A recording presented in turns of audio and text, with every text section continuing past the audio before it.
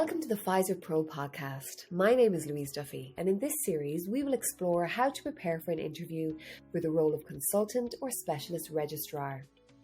Throughout the series of 3 podcasts and an e-learning video, I will speak to career consultants, a psychologist, and an interviewing consultant, and we will look specifically at how to structure answers for competency-based questions.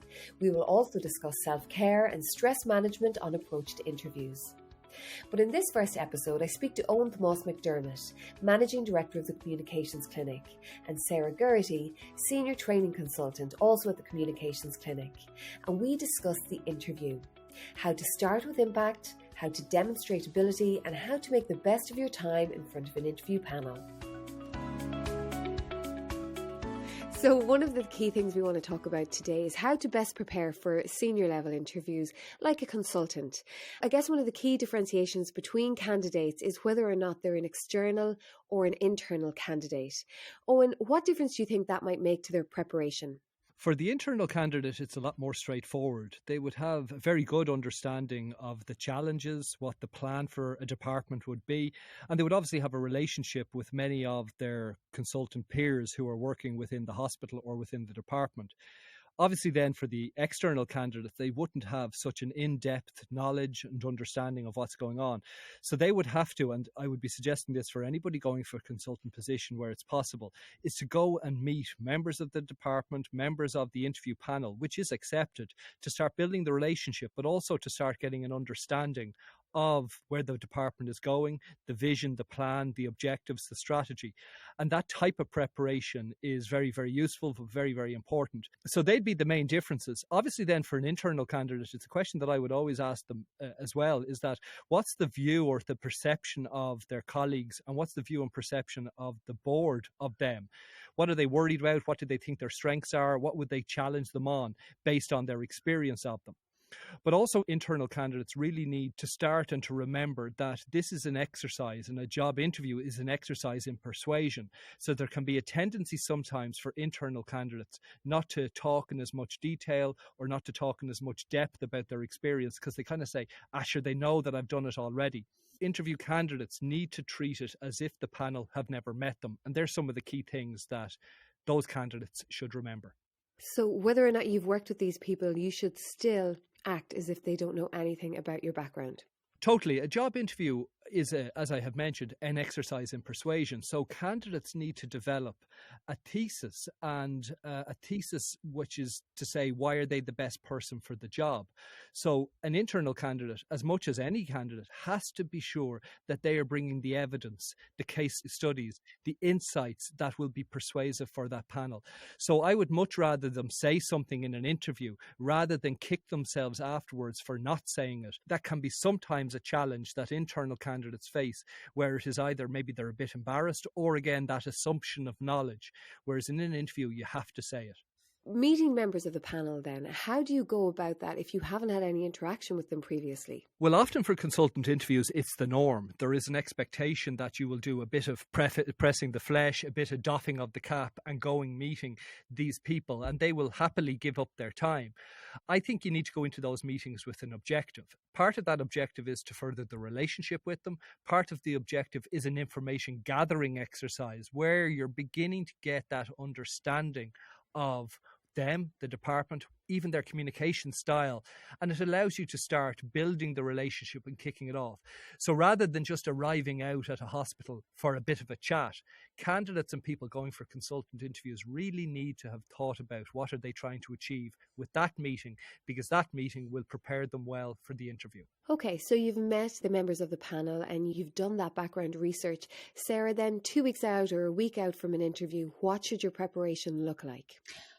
It should look like a good bank of really clear stories that you're going to use, as Owen mentioned there previously, to back up all your skills and experience as evidence, essentially. And that's where the hard work comes into it. You know, you're much better off spending your time pulling out those stories of times that you, for example, led particularly well in a previous role, or times that you taught a class of students, for example, particularly well, rather than locking yourself away in a room and applying yourself to this as if it was an exam, you need to practice for what it is, and that is a verbal interaction. As Owen said, it's an exercise in persuasion. The way that you persuade is with evidence. So what it looks like is building up the bank of stories that go along with each of the competencies or skills that you're being asked to prove that you have. At this level, it's going to be based around areas such as your managerial skills, of course, your clinical skills, research, teaching, communication skills, and things like that. One of the most important lessons to take away from this is the absolute vital element of your verbal preparation, and that is essentially talking out loud to yourself. There's no point spending all the time thinking through your answers, reading through your CV, reading through the job spec. In order to prepare effectively for a verbal interaction, you need to do verbal preparation. So when you're in the car, when you're walking around the house, take those times to practice parts of your opening answer, practicing parts of the questions that you're going to use in terms of proving your communication skills, and practice those parts out loud. And let's talk about that opening answer then, Sarah. So the first question, usually very broad. Tell us about yourself. Talk us through your experience to date. How can you start with impact when the question is as broad as that? The thing with that question is that it's generally used to put the candidate at ease. And I think in all of our experiences in the communications clinic, it has the complete opposite effect on candidates. It's so broad and open-ended that people don't know where to start. As a result, where they tend to start is way back when. And I'm not exaggerating when I say a lot of people will take the interview panel back to primary school, back to Leaving Cert. That's not starting with impact, because if you're spending your time doing that for the opening answer, you're not using that time effectively. And by using it effectively, I mean looking at that question as a really nice one and as a way to take control in the interview and pitch yourself directly into the role. So where I'd be starting with that one is, first of all, a broad introductory statement about yourself. This is me and my career in a nutshell. I have X years experience working in this particular area of medicine. I'm particularly skilled in the areas of research and teaching. Then what you can look at is breaking it down into 3 manageable sections. Let's take, for example, the fact that, as I mentioned before, at this level, most likely leadership is going to be important.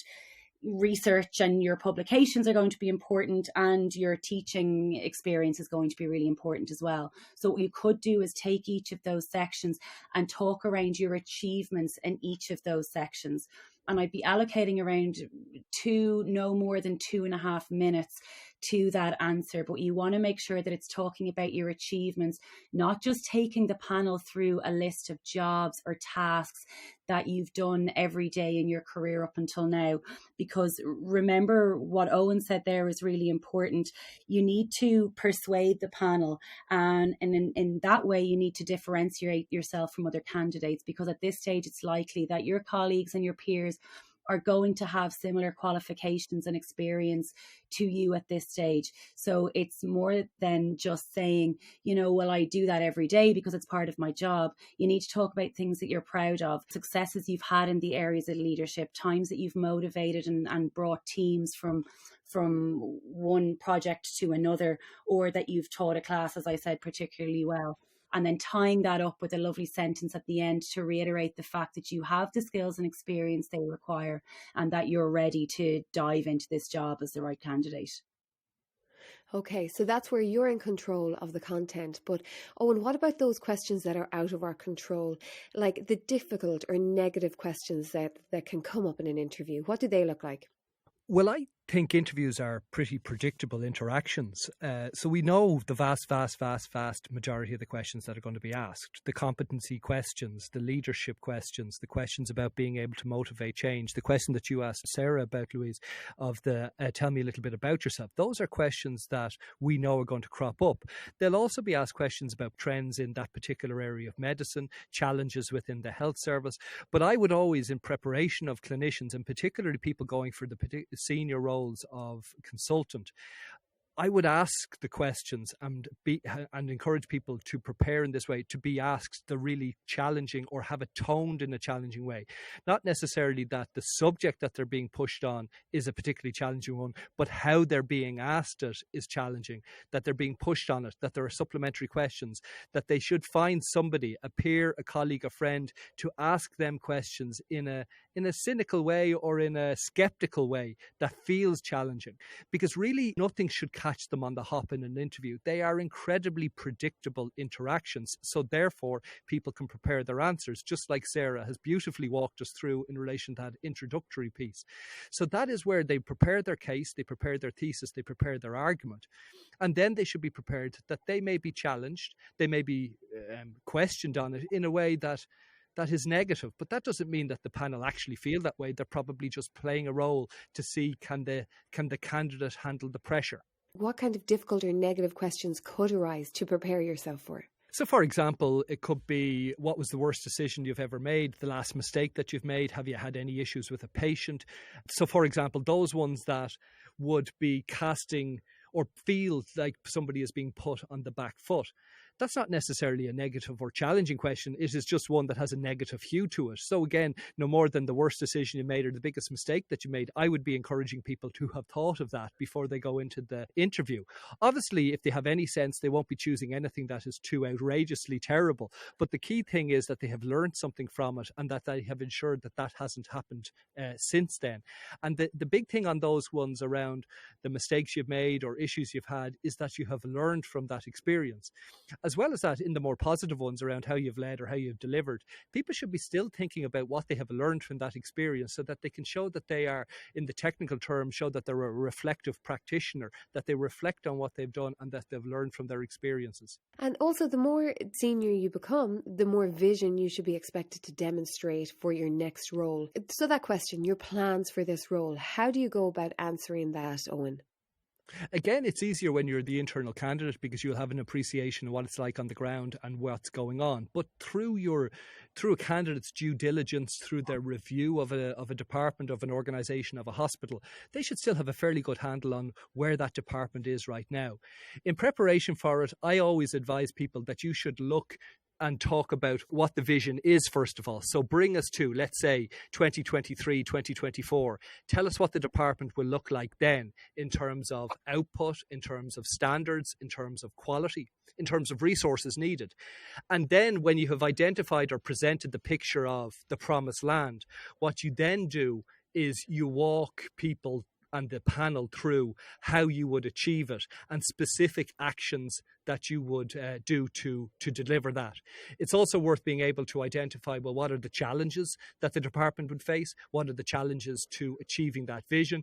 And having figured out in advance again and having practiced out loud, how best you would address those challenges and come through.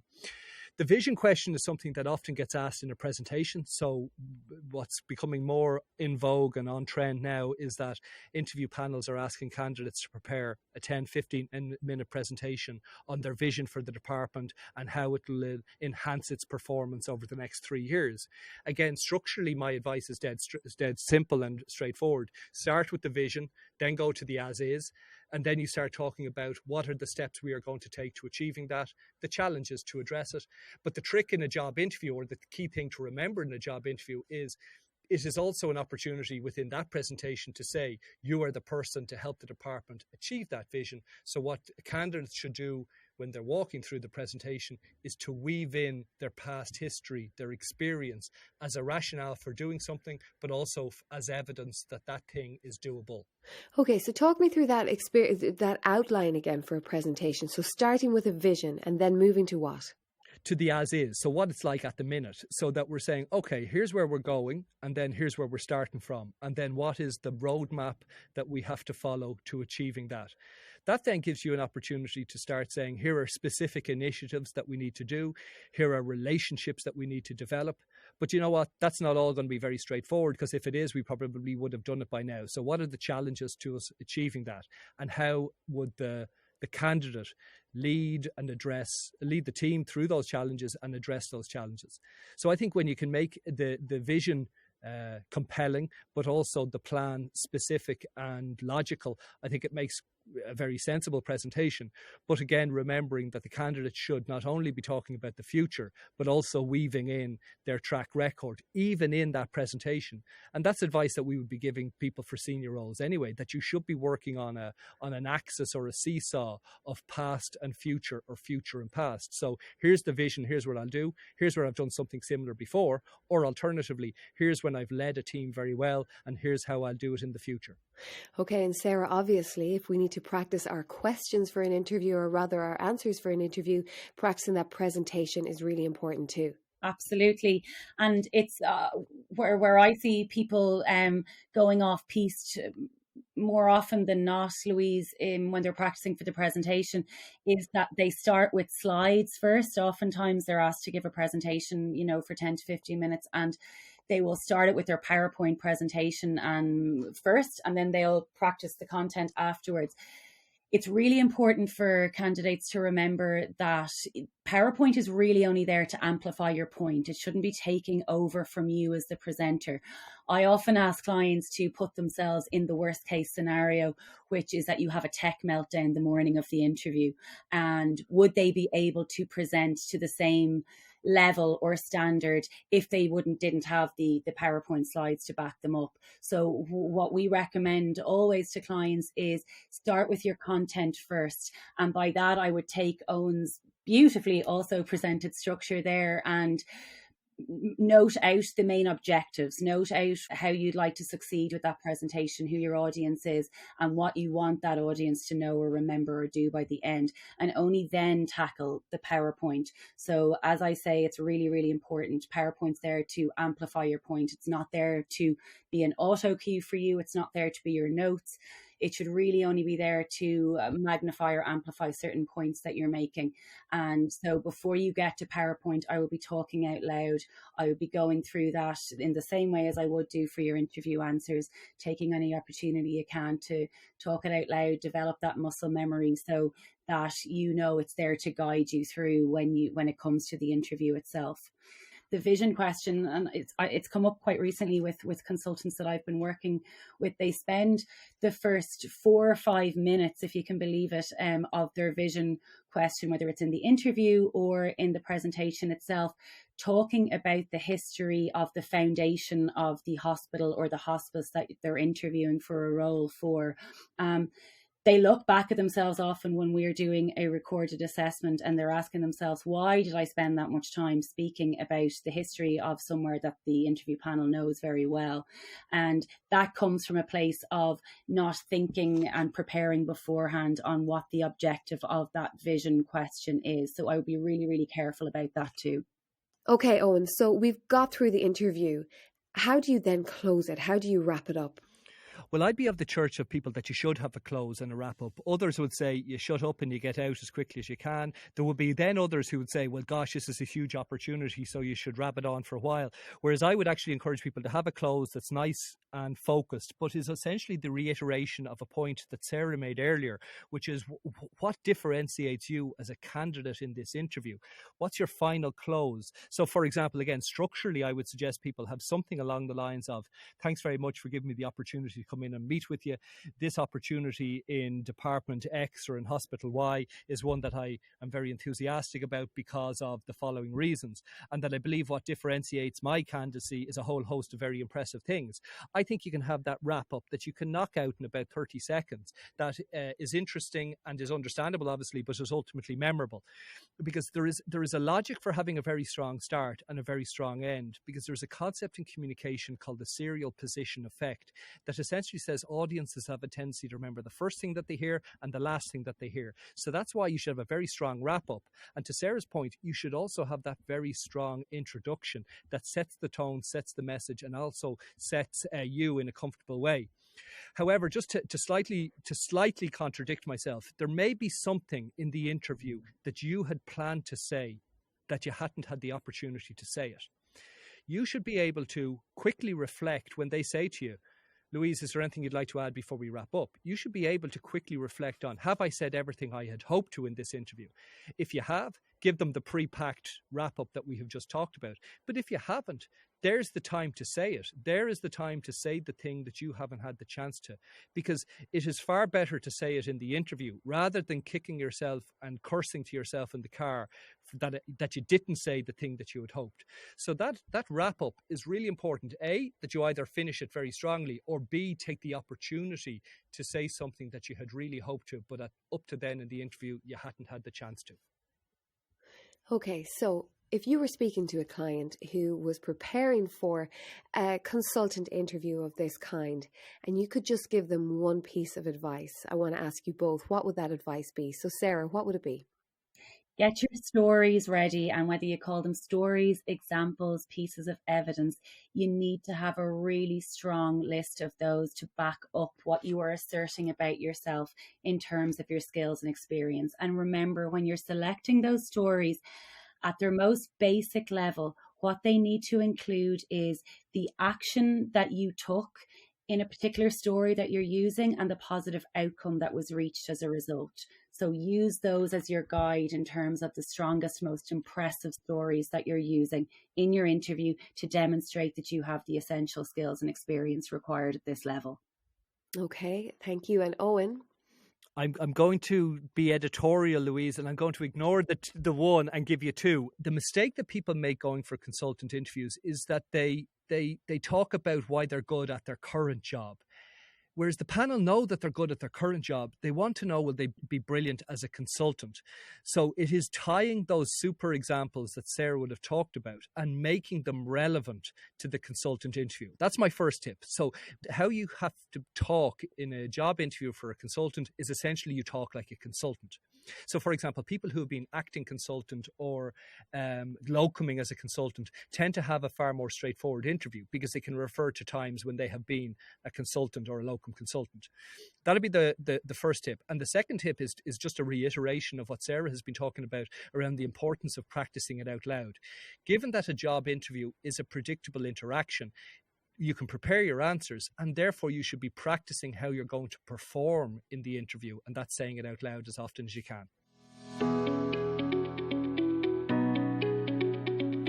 Thanks for listening to episode 1 of the Pfizer Pro podcast. On our next episode, we will be discussing interview preparation with a focus on answering competency-based questions. That episode is available now on pfizerpro.ie.